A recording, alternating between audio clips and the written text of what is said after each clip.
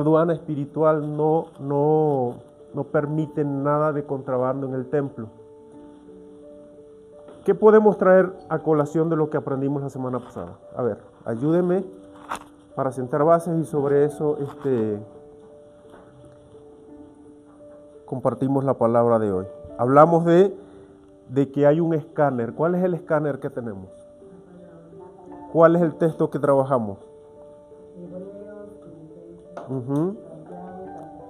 Hebreos 4:12, Filipenses 4:8, donde nos habla de todo lo puro, todo lo honesto, todo lo digno, todo lo de buen nombre. Hebreos 4:12, donde nos dice de que la palabra de Dios es viva, es eficaz, es más cortante que toda espada de doble filo, que penetra hasta partir el alma y el espíritu, discierne, ¿qué más? Penetra hasta partir el alma y el espíritu, los huesos y los tuétanos, y discierne los pensamientos y las intenciones del corazón. O sea que no solamente conoce Dios el pensamiento, sino también la intención de ese pensamiento. Y que muchas veces esos pensamientos no provienen de Dios, sino que son los dardos de fuego que el enemigo nos lanza. Nos habló de que hay un protocolo de inspección. ¿Cuál es ese protocolo de inspección? Que todo pensamiento que llegue a la frontera de nuestra mente tiene que ser ¿qué? Revisado, pasar por el filtro. Si trae visa, pasa. Si no trae visa, afuera. También hablamos acerca del peligro del contrabando de hormigas y explicamos eso. A ver, ¿qué se recuerdan de eso? Puse un ejemplo.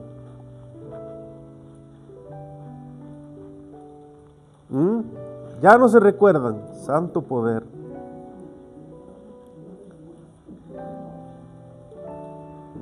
Que así como hay gente o grupos que se organizan, bien sea pongo el ejemplo de una tienda.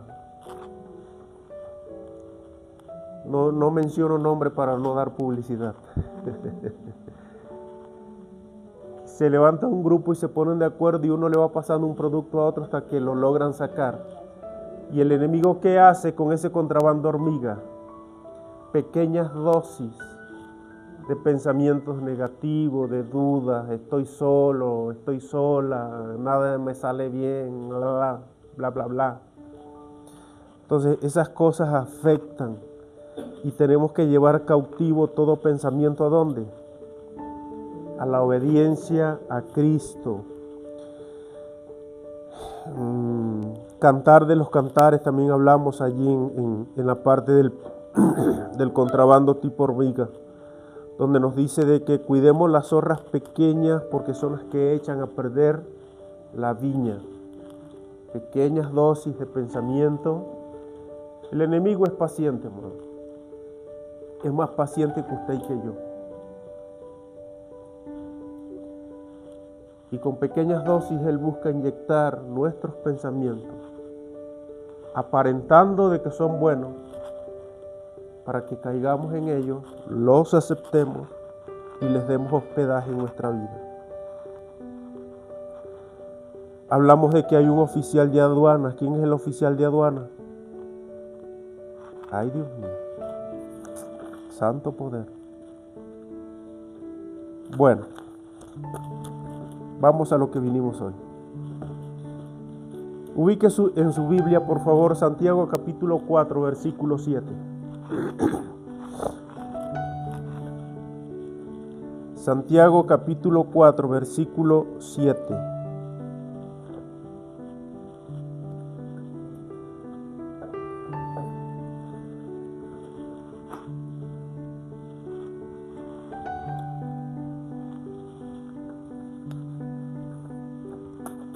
¿Lo tiene? Biblia de las Américas dice: someteos pues a Dios, o sométanse pues a Dios, resistid al diablo y huirá de ustedes. ¿Qué dice su Biblia?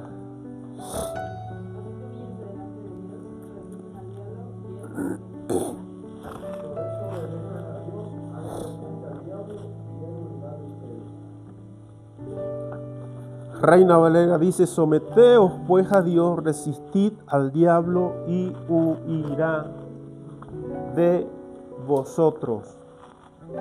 Fíjense, tenemos que tener claro que siempre, desde que llegamos a Cristo, entramos en una batalla o tenemos una guerra continua con el mundo de las tinieblas. Todos los días de nuestra vida estamos en batalla espiritual. Todos los días de nuestra vida enfrentamos batallas. Pero lo importante que tenemos que entender es ser conscientes de cómo salimos al campo de batalla. ¿Cómo preparamos nuestro día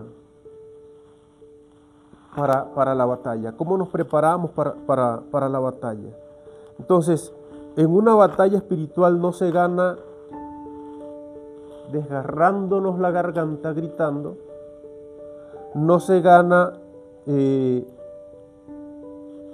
gritando a todo pulmón, se gana obedeciendo. ¿A quién? Se gana obedeciendo. Dígale que está a su lado: tu batalla la ganas obedeciendo a Dios. De nada nos sirve congregarnos si no obedecemos a Dios. De nada nos sirve doblar rodillas si no obedecemos a Dios. De nada nos sirve levantarnos en las madrugadas a orar si no obedecemos a Dios. Toda batalla espiritual se gana, y esa es la clave, obedeciendo a Dios. ¿Qué nos enseña el texto? Sométanse a Dios. ¿Qué es someternos? Rendir nuestra voluntad, entregar nuestro corazón, que nuestro corazón esté conectado a la voluntad de Dios.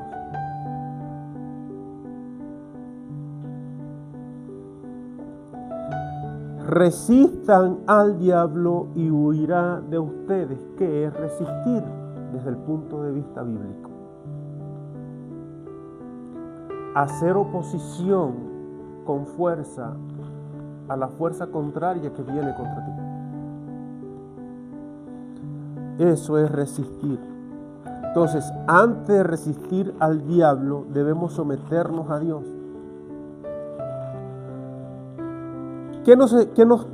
¿Cuál es el principio intrínseco en ese pasaje? No tenemos autoridad sobre el que está debajo de nosotros, que es el enemigo, si no nos sometemos al que está arriba de nosotros.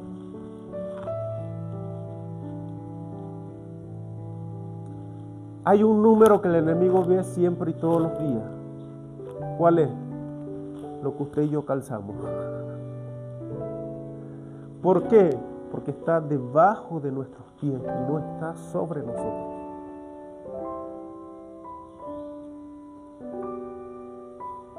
Entonces, ¿dónde ocurre? El hermano Jan el viernes mencionaba algo de una autora muy famosa, de la batalla de la mente. Y ese es el campo de batalla en nosotros. ¿Por qué? Aquí o aquí, bien sea pensamientos, bien sea corazón, es el campo de batalla en el que enfrentamos día a día, donde nos enfrentamos día a día. Entonces, imaginemos esa mente como si dejáramos la puerta abierta. Si alguien pasa y los amigos de lo ajeno pasan y ve la puerta abierta, ¿qué va a hacer? Va a querer entrar, inspecciona, no hay nadie, entra, toma algo y se lo lleva. A diferencia del enemigo, él entra para quererse quedar en nuestras vidas. Él entra con esas pequeñas dosis para quererse quedar en el sillón de nuestra casa. Ay, ay, ay, o uyuyuy, amén, gloria a Dios. ¿Qué dice Efesios capítulo 4, versículo 27? Ubiquen su Biblia, Efesios capítulo 4, versículo 27.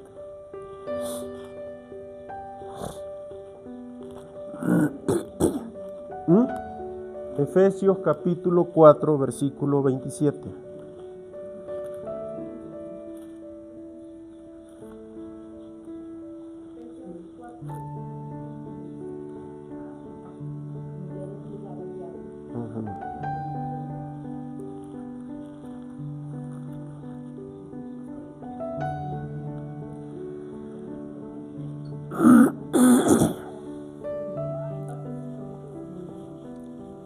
¿Qué dice su Biblia?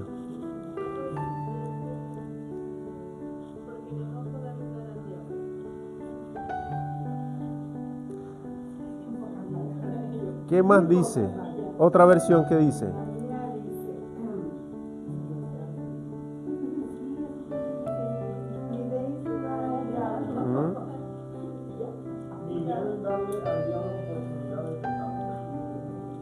No des lugar, no des oportunidad. Todos lo leen. No des lugar al diablo, fíjese. Entendemos esto, ¿verdad? Cuando nosotros venimos a Cristo y nos sometemos a Él, hay algo que Él delegó sobre usted y sobre mí.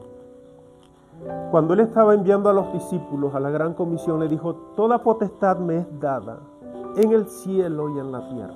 Por tanto, id y haced discípulos a las naciones, enseñándoles que guarden estas cosas que yo les he enseñado a ustedes. ¿Qué hizo Jesús allí? Delegó autoridad sobre la iglesia. ¿Usted es la iglesia de Cristo? ¿Seguro que lo cree? Hermanita, se me está escondiendo. No, es que el muro me la tapa. Entonces, si estamos conscientes de eso, que somos la iglesia del Señor y que el Señor delegó autoridad sobre nosotros, ¿es para qué? Para que enfrentemos al mundo de las tinieblas cuando se levante contra nosotros. Y todos los días se va a levantar contra nosotros.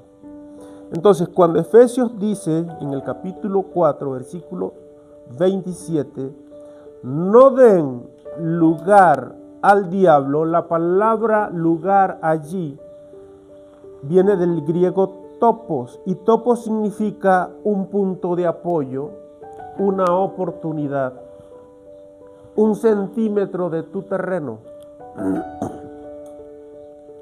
Eso quería decir Pablo: no den oportunidad al diablo. No le regales ni un centímetro de tu mente al diablo. Por eso colocamos: ¿a quién está rentando tu mente? Cuando hablamos de la palabra renta, ¿no?, es porque tomamos un espacio de nuestra propiedad y a través de un contrato se lo cedemos a alguien. Ese contrato trae algunas condiciones del inquilino y del contratante, o del dueño y el inquilino.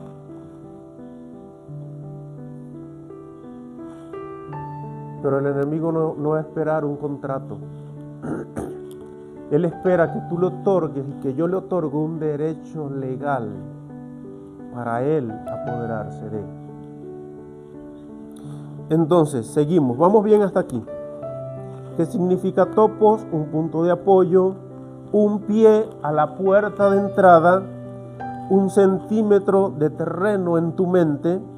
Así que si alimentamos un pensamiento anti Dios, ¿qué va a pasar? Le estamos entregando una escritura legal al enemigo.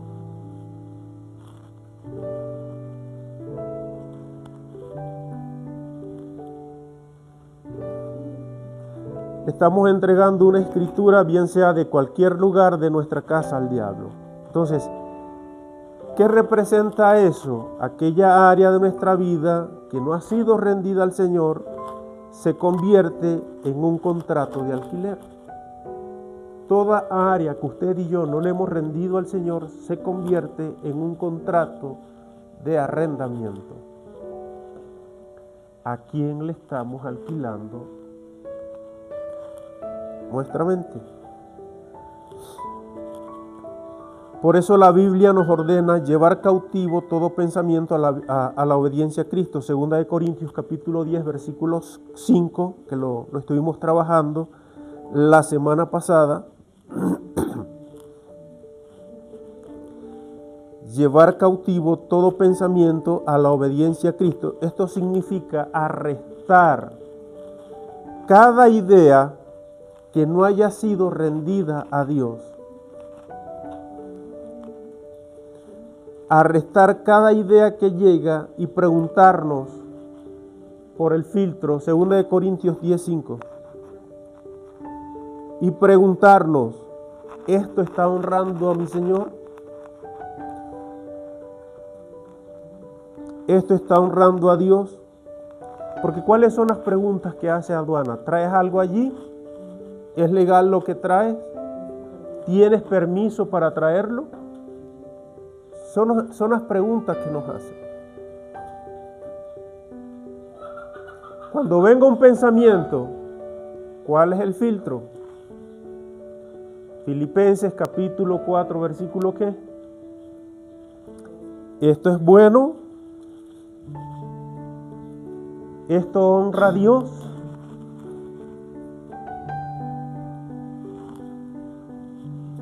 Hay tres cosas, tres áreas en nuestra vida que el enemigo va a buscar tentar. Son tres puertas que el enemigo va a buscar abrir. Ya se las voy a regalar. Vaya ubicando Primera de Juan, capítulo 2.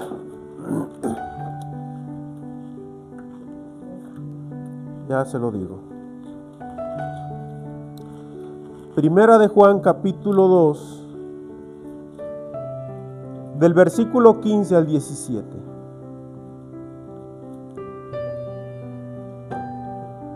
Primera de Juan, capítulo... Gracias, hermano. Primera de Juan, primera carta o epístola de Juan, capítulo 2, versículo 15 al 17. Dice, no amen al mundo, ni las cosas que están en el mundo. Si alguno ama al mundo, el amor del Padre no está en él. Versículo 16. Porque todo lo que hay en el mundo, los deseos de los ojos, los deseos de la carne, los deseos de los ojos y la vanagloria de la vida no provienen del Padre, sino del mundo. Y el mundo pasa y sus deseos, pero el que hace la voluntad de Dios permanece para siempre. Esas tres cosas que habla allí el apóstol Juan, es importante que las tengamos identificadas en nuestra vida, porque son las tres puertas que el enemigo usa para tentarnos. Los deseos de la carne. ¿Qué llamamos deseos de la carne?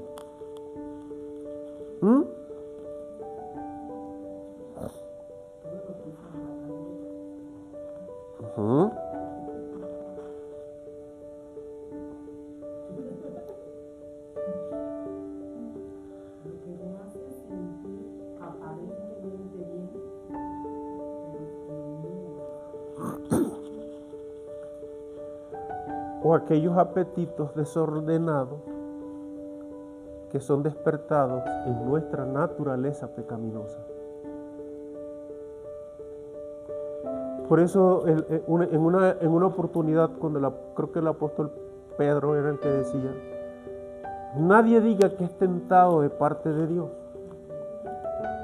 porque Dios no tienta a nadie, sino que de su propia concupiscencia, es decir, mi naturaleza caída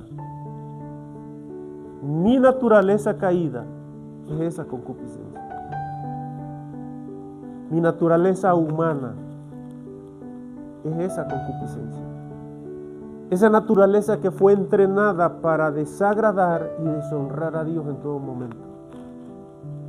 Esa naturaleza que fue entrenada a pecar continuamente. Es esa naturaleza. ¿Cuál es la otra puerta?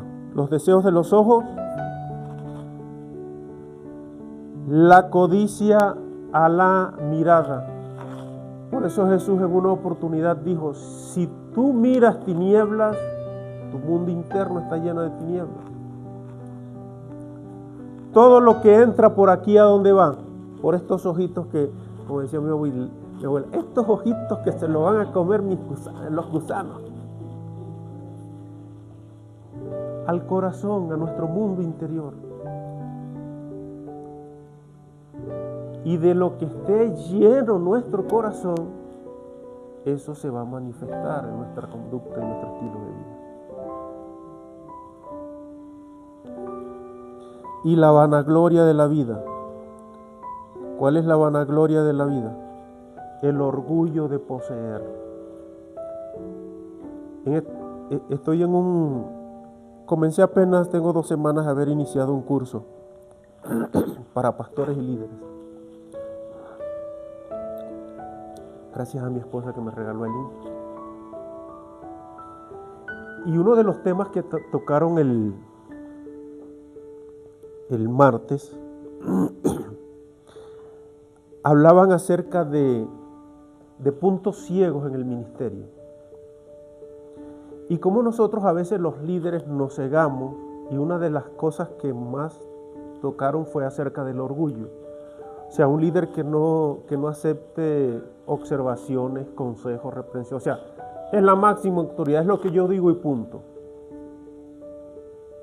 O sea, de cómo el orgullo puede ser un punto ciego en el ministerio y cómo nosotros podemos fallar como líderes que pastoreamos la iglesia del Señor en dañar otras vidas, en dañar a las almas que son del Señor y que están en una congregación, que fueron confiadas a las manos de uno. Entonces, el orgullo nos lleva, la vanagloria de la vida es el orgullo cimentado en el corazón, que cree que lo puede solo, que cree que no necesita a nadie, ni siquiera de Dios. Entonces, si a esto no le ponemos un control fronterizo, ¿qué va a pasar, hermano?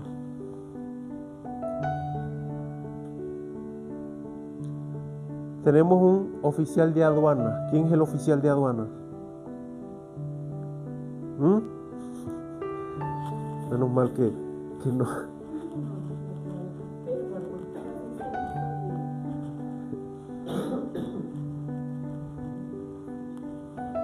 A ver, ubique Romanos capítulo 12, versículo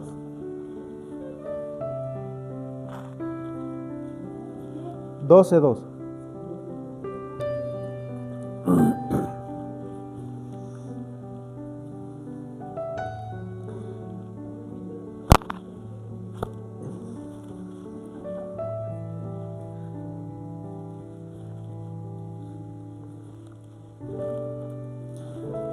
Diría publicidad, si no se acuerdan, escuchen el video en YouTube, que ahí está.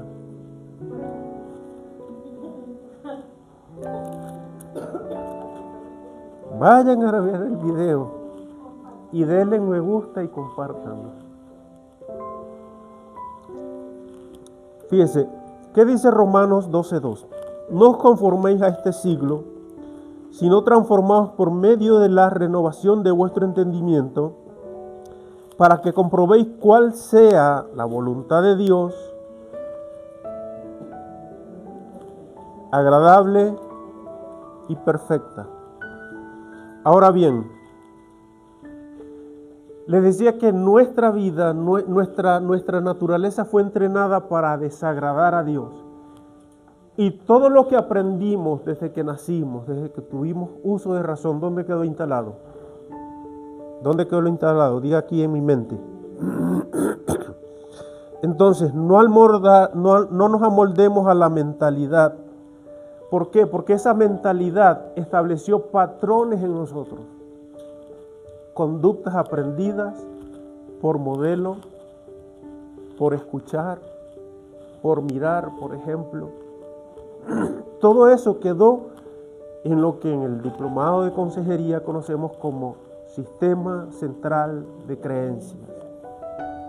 Si ese sistema central de creencias no es confrontado por la palabra, nosotros seguimos diciendo aleluya, gloria a Dios, y seguir viviendo igual. Entonces, no amoldarse a la mentalidad, resistir al patrón, adoptar comportamientos, prioridad y mentiras de la cultura en la que nacimos. Todo eso tiene que ser confrontado. Todo eso tiene que tener el filtro, el control de aduanas en nuestra vida. Eso genera en nosotros una creencia de identidad errónea. ¿Qué es una creencia de identidad errónea? Cuando venimos a Cristo, Cristo nos da una identidad. Pero nosotros seguimos diciendo, yo soy así y te la calas. ¿Sí o no? ¿Realmente somos así? ¿Cuál es la verdad verdadera? No. Así nos hicieron todos los eventos en los cuales tuvimos experiencias desagradables, traumáticas, de traición, de infidelidad, pare de contar, de rechazo. Entonces, a eso no debemos amoldarnos. No solamente al sistema que está corroído. Si leen en las varias versiones de este pasaje de Romanos capítulo 12, versículo 2, Reina Valera nos dice, no se amolden. ¿A qué? Vamos a leerlo literalmente como lo dice la Reina Valera. Fíjese, no os conforméis a este siglo, sino transformaos.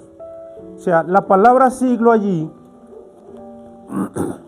hay otra versión que dice, no se conformen a este mundo.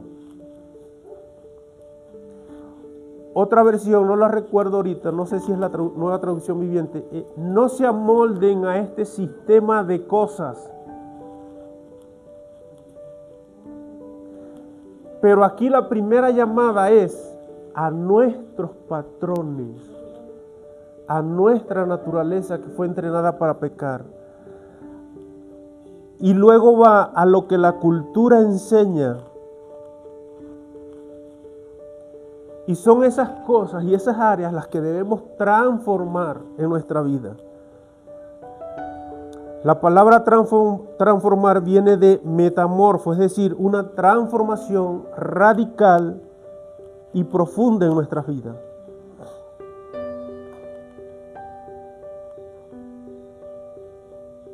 Y la renovación de la mente es un cambio completo de perspectiva. ¿Por qué? Porque nuestra naturaleza pecaminosa nos muestra una perspectiva diferente a la perspectiva de Dios. Pensamos de una cosa muy distinta y muy diferente a lo que Dios piensa de nosotros. Entonces, esto nos lleva a la escalada del enemigo y es el deslizamiento invisible. Y vamos a ver algunos ejemplos bíblicos acá. Por ejemplo, Eva, que dije que era topos. ¿Lo tiene conmigo? Topos, ¿qué significa lugar? ¿Qué más? ¿Qué más? Oportunidad. Ahora, con esta palabra vamos a ver estos ejemplos en la Biblia. Eva, por ejemplo, ¿cuál fue la oportunidad que Eva dio? La duda. ¿Cuál fue la pregunta que le hizo el enemigo? ¿Por qué llenó Satanás tu corazón? Génesis capítulo 3, versículo 1. Así que Dios les ha dicho que no coman de ningún árbol del huerto. ¿Qué sembró allí? Duda. Y a través de esa mentira, Eva le soltó todo lo que Dios le había dicho.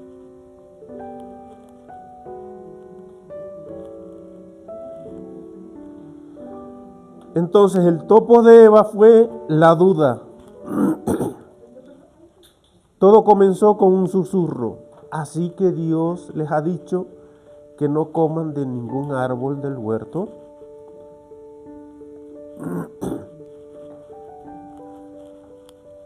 Ahí falló el control fronterizo de Eva. No arrestó el pensamiento de duda. Y muchas veces en nosotros pasa lo mismo.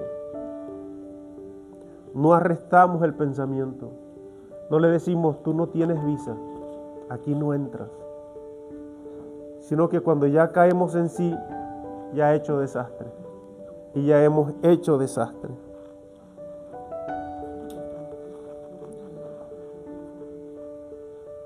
Este pensamiento llevó a Eva a cuestionar la bondad y la veracidad de Dios. Y muchas veces la duda de nosotros nos lleva a eso, a cuestionar la veracidad de Dios. ¿Será verdad que Dios es fiel a sus promesas? Ya han pasado tantos años y Dios me dijo esto y nunca lo he visto cumplirse en mi vida. ¿Sí o no? Segundo ejemplo, Hechos capítulo 5, versículo 3.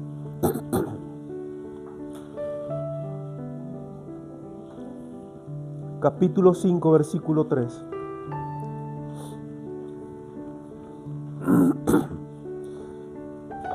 Ananías y Zafira. ¿Qué dice el pasaje?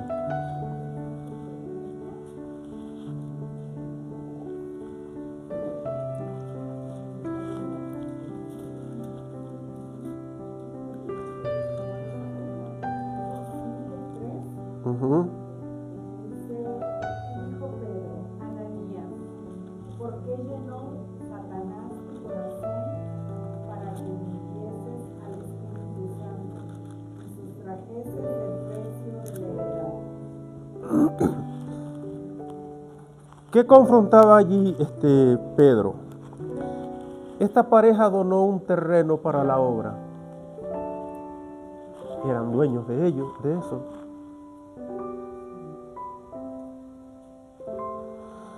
Pero ¿cuál fue el lugar que ellos dieron, la oportunidad que ellos le dieron al enemigo?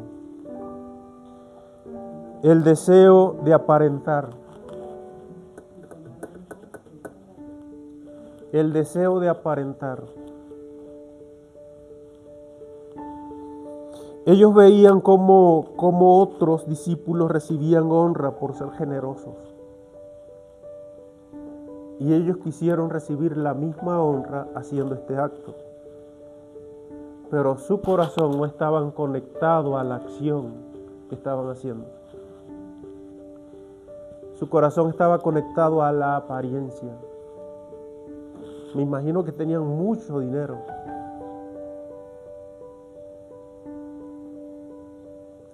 Así que no demos por apariencia.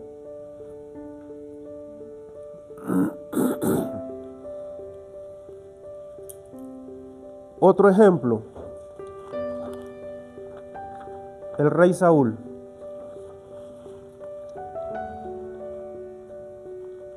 ¿Cuál fue el topos o la oportunidad que el rey Saúl dio? Primer libro de Samuel, capítulo 18, versículo 7. ¿Qué dice su Biblia?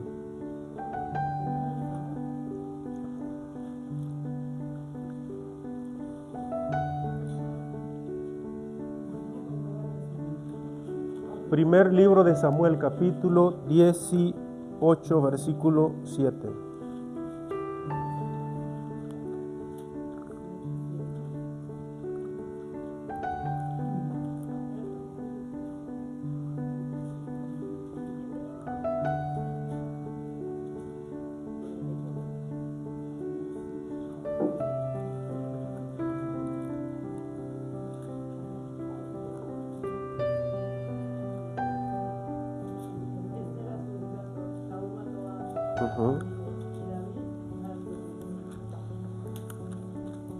Ese canto despertó en Saúl la envidia, porque empezó a compararse con David.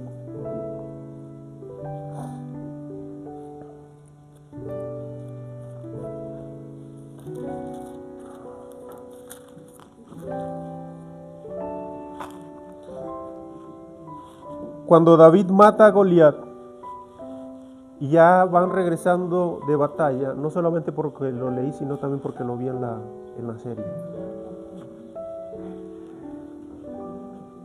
Cuando David va regresando de batalla, el pueblo emocionado de que había vencido a Goliat, compararon a Goliat como 10,000 hombres. Y que los que había matado a Saúl eran menos. Y por eso entonaban ese cántico. Saúl mató a miles, David a sus 10,000.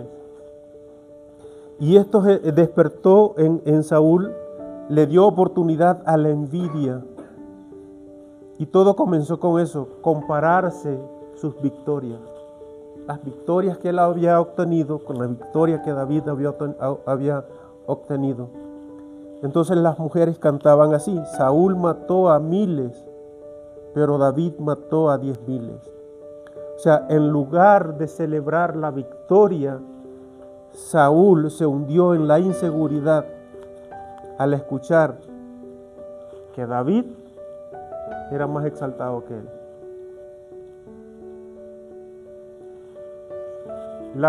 La inseguridad que eso generó,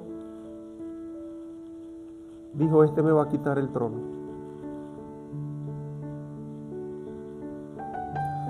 Entonces, lo hizo sentir inferior y no incautó el pensamiento de inferioridad.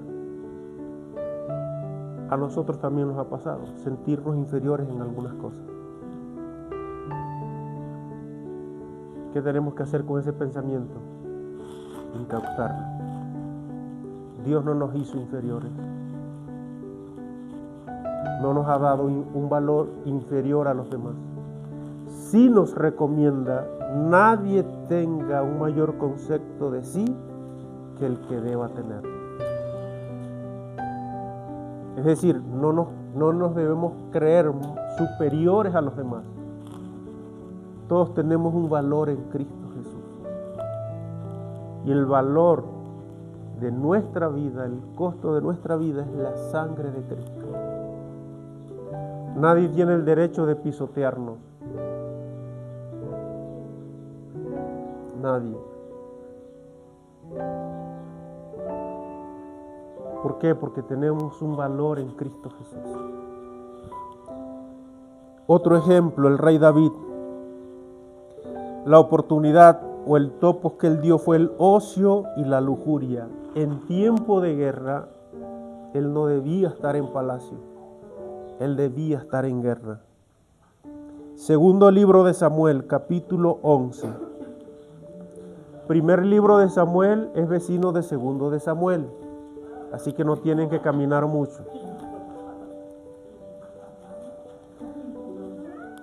Segundo libro de Samuel, capítulo 11, 1 y 2.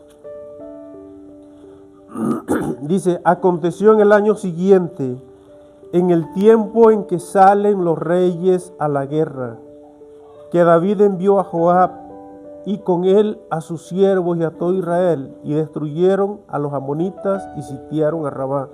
Pero ¿qué hizo David? Se quedó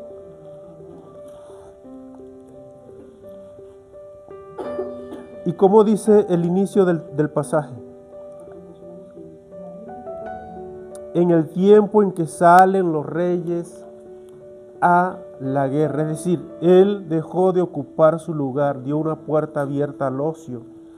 Permitió que un deseo sexual escalara en su corazón, transformándose en un desastre familiar, nacional.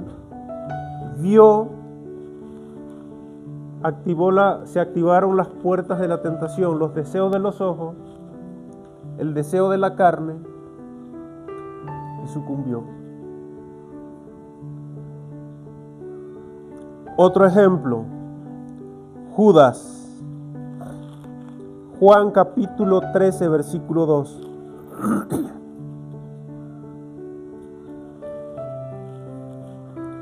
Evangelio según San Juan capítulo 13, versículo 2.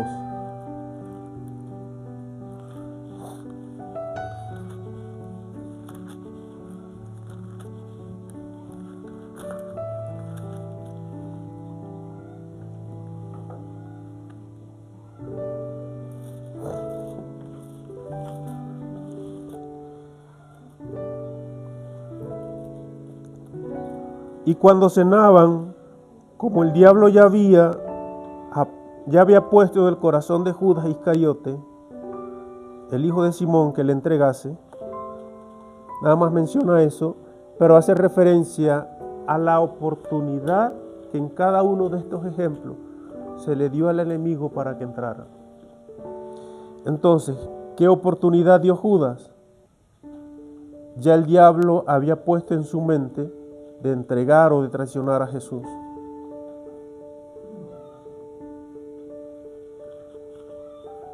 Y no lo detuvo, no lo arrestó, sino que le dio luz verde. Permitió que ese pensamiento cruzara con todo y equipaje. Ahora bien,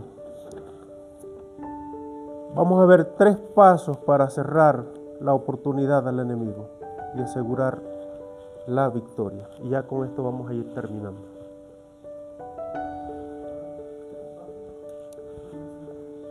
Tres pasos para que cierres tu topo, para que le quites el contrato de arrendamiento al enemigo. Número 1.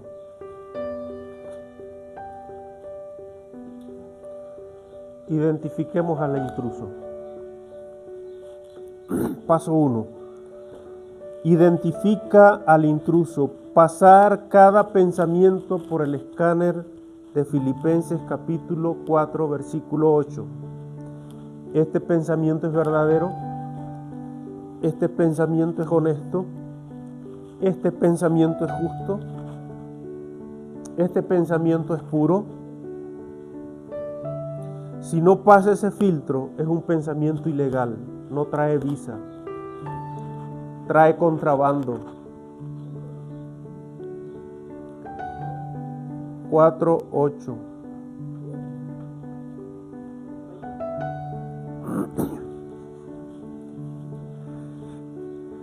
Si es ilegal, ¿qué debemos hacer? Decirle: usted queda arrestado y llevado cautivo a los pies de Cristo. Número 2. Desaloja al ocupante. Con la mentira no hay que dialogar.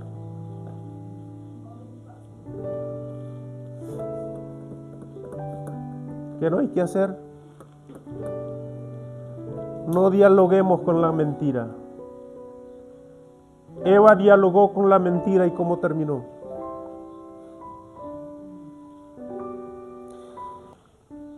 Cuando el enemigo quiso tentar a Jesús, usó la misma estrategia que usó con Eva. Los deseos de la carne, los deseos de los ojos y la vanagloria de la vida. Entonces, dígale al que está a su lado: no dialogues con la mentira. Hay que desalojar al ocupante de la mentira. Eva quiso debatir con la serpiente. Le quiso probar de que lo que ella estaba diciendo era mentira. Y le soltó toda la sopa. Cuando el enemigo vino a tentar a Jesús, ¿qué le dijo Jesús? ¿Dialogó con él o le dijo: escrito está? Que nuestra respuesta siempre esté basada en la palabra. Así dice el Señor. Si el enemigo viene a inyectar un dardo de fuego de enfermedad, ¿qué debemos decir? Por las llagas de Jesús estoy curado, estoy sanado. Él cargó con toda dolencia en la cruz. La maldición no es parte de mí, porque Él se hizo maldición por mí. Toda herencia de maldición debe ser rota en el nombre de Jesús. ¿Por qué? Porque no traen visa, hay que arrestarlo, hay que llevarlo cautivo.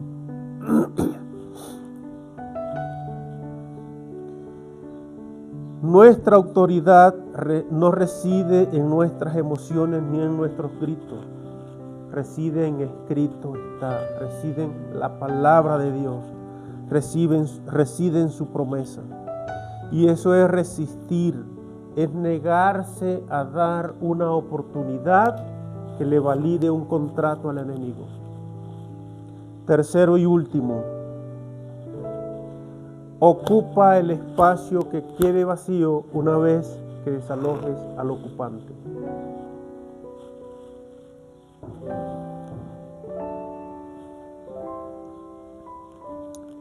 ¿Con qué lo vamos a ocupar? Si desalojas una mentira, pero no siembras una verdad, el enemigo va a volver con refuerzos. No solamente va a volver con tentaciones, con dudas, va a volver con otras cosas peores. Así que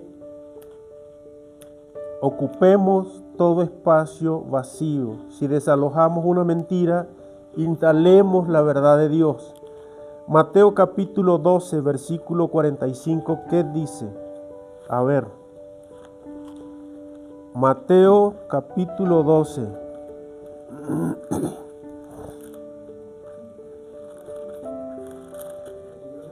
...45...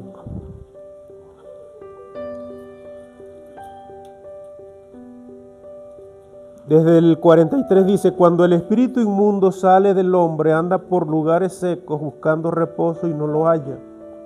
Entonces dice, volveré a mi casa de donde salí, y cuando llega la halla desocupada, barrida y adornada.